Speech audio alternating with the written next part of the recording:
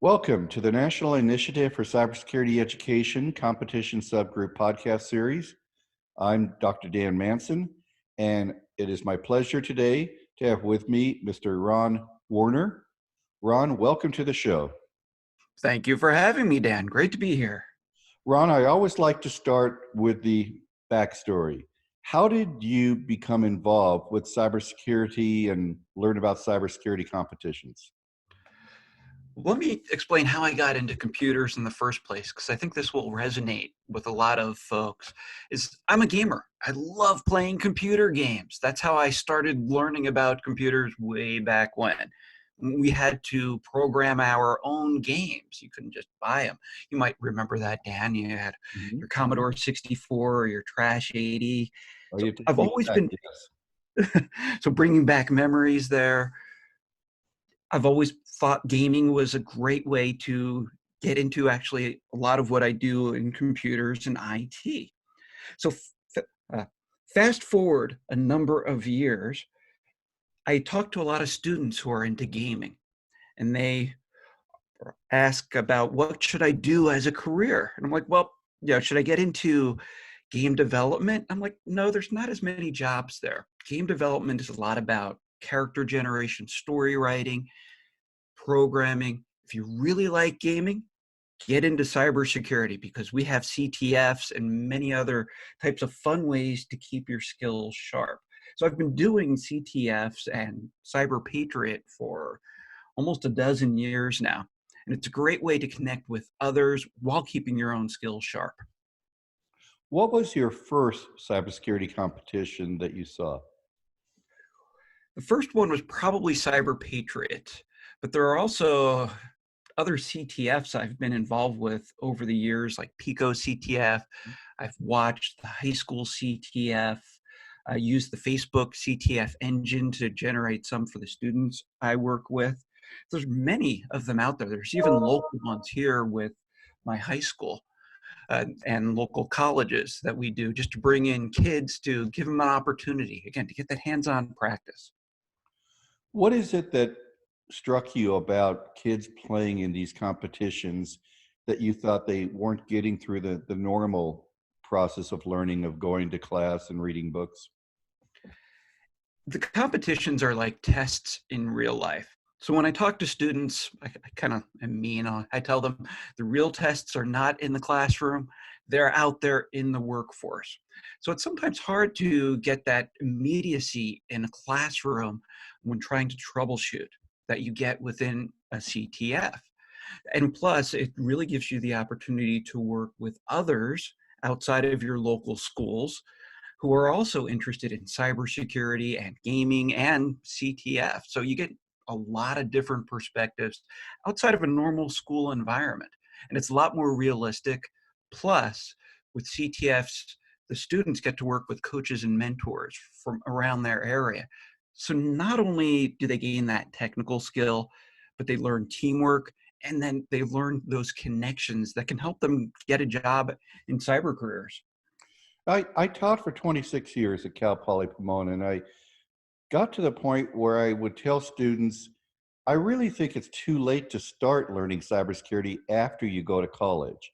And one of the values of competition, especially the ones like Pico and Cyber Patriot and now NCL, is that you can start playing before college. With Pico and with Cyber Patriot, it's a middle school game as well as a high school game. NCL is a high school game and a college game. Do you have some stories about a few students that you saw start in cybersecurity competitions in middle school or even high school and what it did for them going into college and beyond? Oh, definitely, Dad. Many great stories of students who, particularly with Cyber Patriot, which is associated often with the military and the services, who started out as a freshman, did Cyber Patriot all 4 years, and then went into the military. They decided college wasn't quite right for them. And you know, Dan, our military, Army, Navy, Air Force, all need those cyber warriors. Right. They're looking for them with that hands-on skills like they get at Pico and the other CTFs, NCL, and Cyber Patriot. So yes, I've had numerous students enter the military which has given them a great career broadening experience. Even if they had to leave the military because of some health issues. I've had a couple of students that's happened to as well. It's been easy for them, though, to get jobs outside of the military because of their cyber patriot and military experience. And they also learn the ethics associated with it as well. Hacking and hackers sometimes has a bad connotation, but they learn that they need to be responsible for their actions and how to set up that safe environment where they can practice their skills without harming anyone else. So yeah. Analogy I use is, 25, 30 years ago, there weren't competitions available. There weren't really these playing fields, these structured environments, these safe places to play. So people tend to learn on the internet. Well, the internet is a lot more dangerous to play in. The consequences of getting in trouble on the internet are much higher now than they were back then.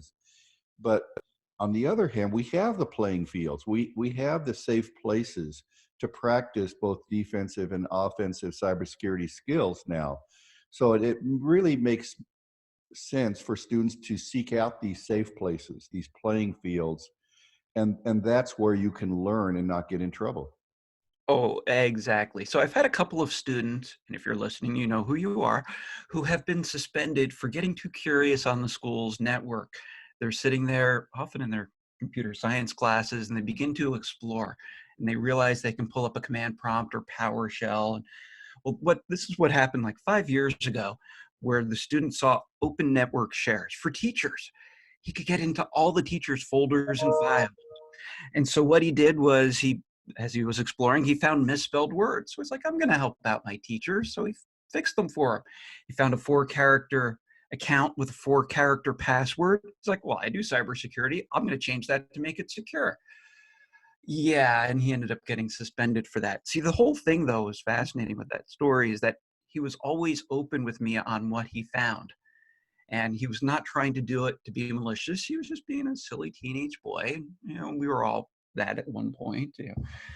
You are I and I were Dan. So it's one of those when they have that safe area outside of their school's network. And that's sometimes the challenge for teachers is working with their local IT and showing IT that, yes, we have a separate network, we have separate virtualized systems for these students to play on and break and learn on. Because really, Dan, the value of the learning is in breaking and figuring out how to fix it. That's really hacking 101. Right. And with the virtual environments, it's okay to break it. Yes.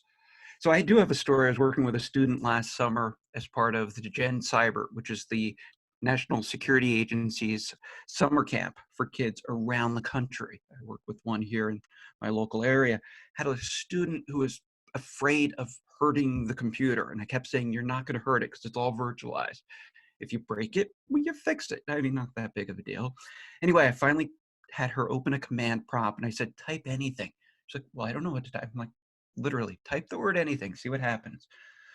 Nothing happened, just got an error. Exactly, you can't break it.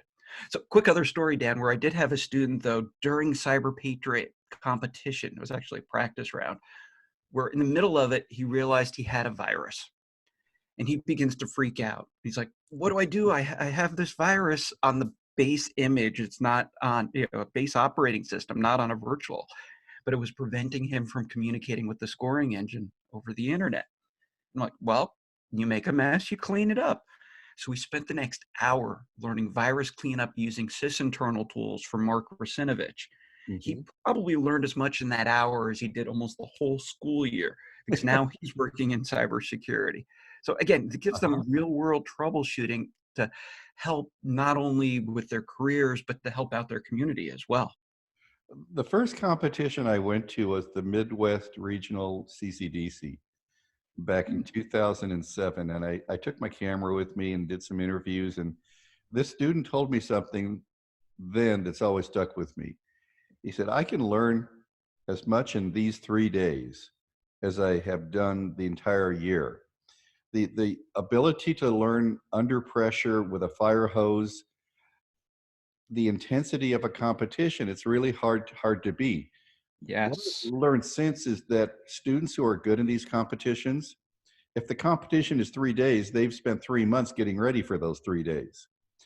So the practice time that you spend getting ready for a Cyber Patriot competition or a CCDC or an NCL, the hours you spend getting ready are a lot more than the hours of the actual event. Just like playing a sport. If you're going to play a baseball game, you're going to spend many, many hours practicing before the game. I think what the competitions do is they force the students to really focus on the intensity of the learning experience.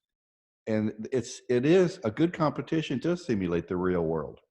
Oh, most definitely. When you go and talk to an employer and the employer says, okay, a potential employer says, what did you do? And if you, as a student, said, well, I went to school, I took these classes. Well, it's not enough anymore. It's not enough just to take classes. They want to know where your passion is. Yes. The competitions bring out passion in students. I like how you put that. It does show the passion. It does show thinking under that pressure because those are what employers are looking for. So to get a job in cybersecurity takes three things. It takes education, takes certification slash training, and then it takes that experience. And the nice thing with these competitions is it provides that experience without you having to have a job because there's always that paradox. How do I get a job?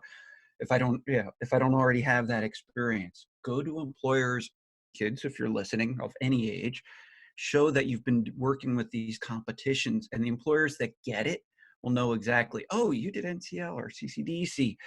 Perfect. You have good skills already in the technical area, in the teamwork and troubleshooting. So those three skill key areas. And then for employers, if you're listening, if you have an employee or prospective employee who's done competitions, please consider them because you'll easily see if you ever participate that yes, these are the people you want in your workforce. Mhm. The example you gave of the student with the virus and having to figure out the virus while they're in the competition is a great story to tell to a potential employer because dealing with uncertainty is one of the most important skills you can have in cybersecurity. And I'm often asked, and you probably are too, Dan, have you ever gotten a virus? And the answer is yes. I think it's happened to almost everybody. So it's not bad if it happened to you. It's more how did you respond when Mhm. it did? Did you use it as a learning and growing experience? And I think actually employers will appreciate that as well. And I tell students who play in competitions, it's not really the score that matters. It's No. the process, it's the learning process that Mhm. you've gone through. And if you can talk to a potential employer and say, look, this is my score, but this is what I learned playing. This is what I learned about problem solving. That speaks volumes about the student, much more than whatever their score was. Most definitely, because often students will go in looking for a job and their skills don't exactly line up. But employers who see that you have related skills, you know how to work in a Linux, Ubuntu, Fedora environment, and you understand the basis of, say, LAMP, with the Apache and PHP and SQL, etc. It's a lot easier because they know you're teachable. So this is what I tell students also to depress them, Dan, is that homework begins after you graduate. You brought up a great point is that to stay sharp, we need to keep doing homework. So, and you do it as well. I do it. We're always remembering what we forgot or learning something new from others. So that's all part of this great cyber competition process that students have a reason why they need to study. They want to do well in the competition, but it's bigger than just the competition because this leads to cyber careers, very profitable cyber careers, by the way. Ron, RSA is next week, and I really got to know you when we were on an RSA panel, I think 4 or 5 years ago, that you Yes. moderated, and it was about the kids are all right. It's about hack getting the real hacking skills. Ye- We had a great panel and a Yes. great time. Tell us what you've been doing since then.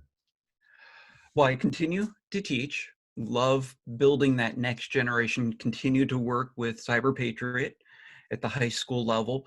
I'm talking more and more to teachers around the country and also through 12 systems administrators, the ones who run those networks, trying to get them to build more cyber competitions in schools because many teachers aren't aware of it.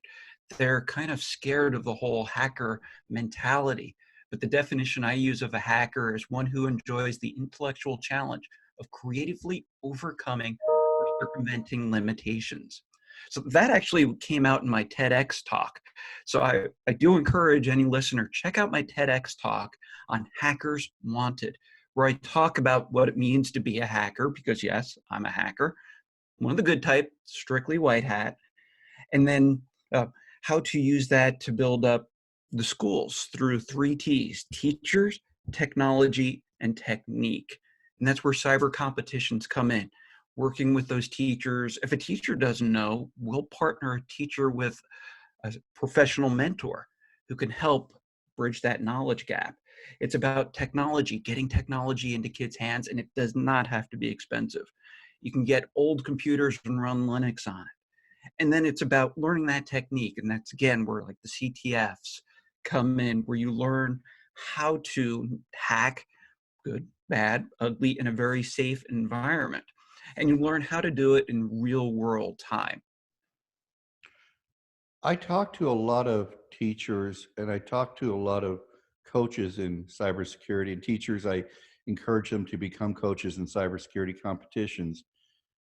One of the concerns is, well, I don't really know cybersecurity. I'm not a subject matter expert. But it's been my experience over the last 10 years that there are excellent coaches that are not subject matter experts. To me, to be a great coach in a high school competition or a college competition, what you need to be is a passionate facilitator. You need to care about Bingo. having a place to play and encourage them to develop their skills and learn from each other. So what do you say to teachers that, say, this looks pretty cool, but I'm not ready? Like, bring me in. How I started in a local high school was the local Air Force ROTC, junior ROTC instructor who was in weather in the Air Force. But he knew enough about cyber. And he's like, well, I don't really know about anything about it. I'm like, perfect. Yeah, I'll come in, I'll take care of the teaching, you take care of the discipline and the organization of the students. And we've created an awesome partnership. So his name is Master Sergeant Retired Bill Ickes. So a hat tip to him because he takes care of making sure the students stay focused, and if there's ever any issues with them, I take care of, and the other mentors, focusing on the curriculum, on what the students need to learn. So don't be afraid, teachers, to reach out for help if you don't know things. Most cybersecurity people, again, we're always learning. We don't know so much. So it's okay to say, you know what, I don't know, but let's all learn together, because it becomes a journey for everybody, not only the teachers, the mentors, but the students as well. And then a quick note for mentors. So if you're a CISSP, CISM, please consider mentoring. It counts towards your annual CPEs.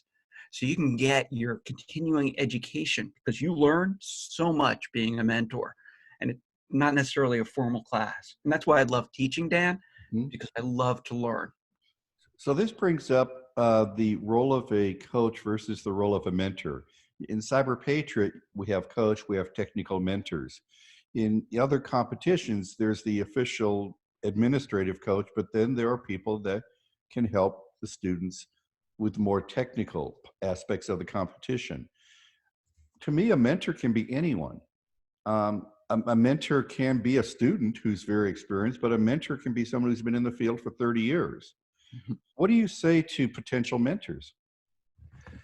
The important part of being a good mentor is just being passionate about it and showing up. Again, it's not about being perfect with it. It's just being willing to work with the kids and learn and join them as they're doing it. And being honest, if you don't know something, just say, well, hey, let's all figure it out together. And then you figure out where those resources are. And that's the other cool thing, Dan, is that people think, well, where do I learn more about cybersecurity? There are many different resources out there, like Hacker High School, HS curriculum. I'll send you the links, but there's numerous places you can get curriculum to teach. So even if you're not sure, we'll provide you with that curriculum. Very cool. So, Dan, I'm going to kind of throw it back to you a little bit. Where do we go to learn more about cyber competition? Where's more information on that? So this is what I love to tell students. And I started saying this to college students. Now I say it to high school students. I think I'll get to the point where I say it to middle school students.